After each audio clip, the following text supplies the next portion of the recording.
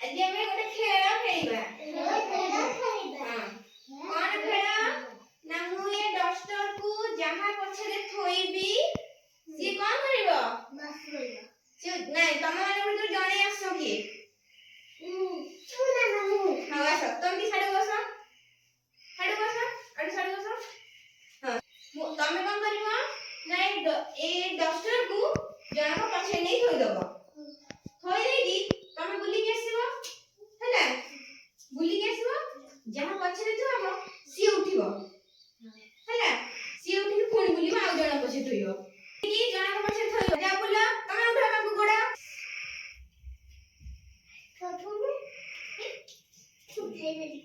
ଗୋଡେ ପୁଣି ତମେ ସେଇ ଜାଗାରେ ବସି ପଡିବ ଗୋଡେ ବସ ହଁ ବୁଲ